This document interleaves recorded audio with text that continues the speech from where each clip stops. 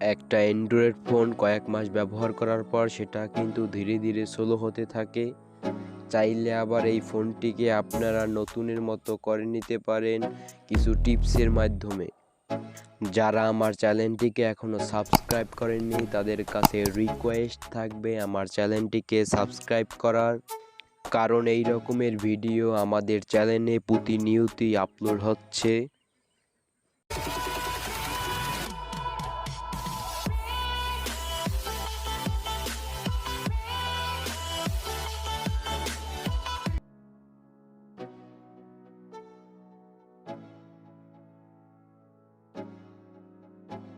Back button, তারপর home button, তারপর দেখাচ্ছে 3 লাইন ডট।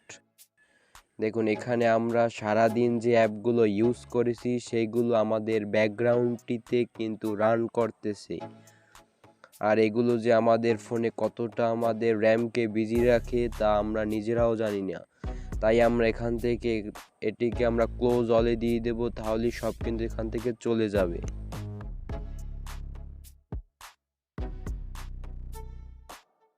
আমাদের প্রয়োজনের জন্য আমরা বিভিন্ন ধরনের অ্যাপ ইনস্টল করে থাকি, আর সেগুলো আমাদের 3-4 মাস পর সেগুলো আর ব্যবহার করা হয় না। আর আমরা নিজেরাও জানি না এই অ্যাপগুলো আমাদের ফোনে থাকা কতটা ক্ষতিকর। আমাদের ফোনের স্টোরেজে গিয়ে আমাদের এই অ্যাপগুলো যে ব্যবহার করে থাকি সেগুলো কিন্তু আমাদের স্টোরেজে একটি জায়গা দখল করে নেয়।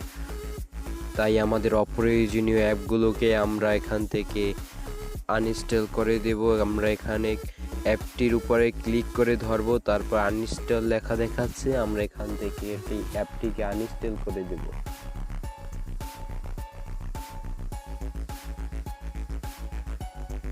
ফোনে র্যাম অথবা রোম 332 অথবা 464 আছে। আমরা ফেসবুক, ইউটিউবের মতো ভারী অ্যাপগুলো ব্যবহার করে থাকি। তারা ফেসবুকের জন্য ফেসবুক লাইট ব্যবহার করবেন, মেসেঞ্জারের জন্য মেসেঞ্জার লাইট, আর ইউটিউবের যারা চালান তাদের জন্য ইউটিউব গো ব্যবহার করবেন। প্রত্যেকটা অ্যাপের লাইট ভার্সন অ্যাপ ইউজ করার চেষ্টা করবেন।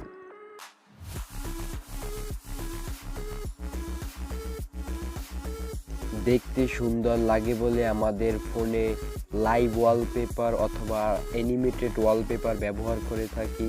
আমরা নিজেরাও জানি না আমাদের ফোনের র্যামকে কতটা বিজি রাখে। যারা এই ওয়ালপেপারগুলো অ্যান্ড্রয়েড ফোনে ব্যবহার করে থাকেন তারা চেষ্টা করবেন এই ওয়ালপেপারগুলো ব্যবহার কিভাবে করা যায়।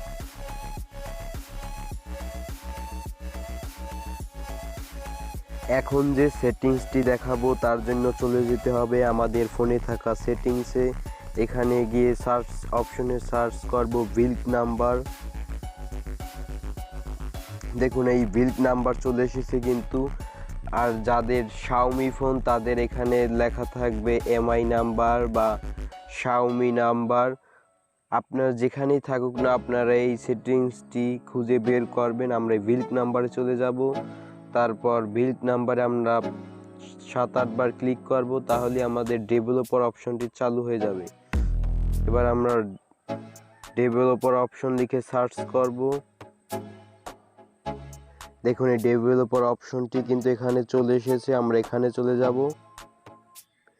এখান থেকে খুঁজে বের করতে হবে ট্রানজিশন অ্যানিমেশন স্কেল। এক একটা স্মার্টফোনে এক এক জায়গায় থাকবে, আপনারা খুঁজে বের করবেন। আমি এখান থেকে বের করতেছি। উইন্ডো অ্যানিমেশন স্কেল এখানে চলে যাব, তারপর এখান থেকে 0.5x এটাকে করে দেব। আমরা এখান থেকে এটাকে চালু করে দেব। তারপর ট্রানজিশন অ্যানিমেশন জুম, তারপর এখানেও আমরা 0.5x করে দেব।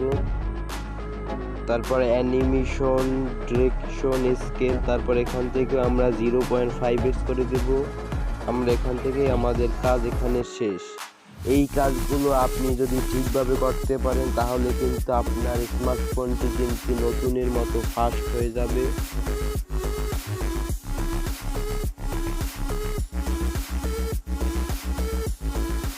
এবারে যে টিপসটি দেখাবো তার জন্য চলে যেতে হবে আমাদের ফোনে থাকা মেমোরিতে।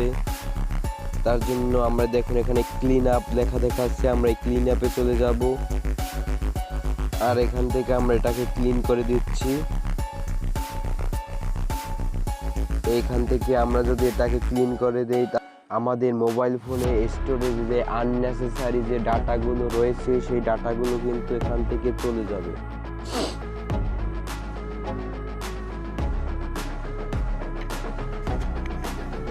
এই কাজগুলো যদি আপনারা ঠিকঠাক মতো করতে পারেন তাহলে মাস্ট বি আপনার স্মার্টফোনটি কিন্তু আগের মতো ফাস্ট হয়ে যাবে।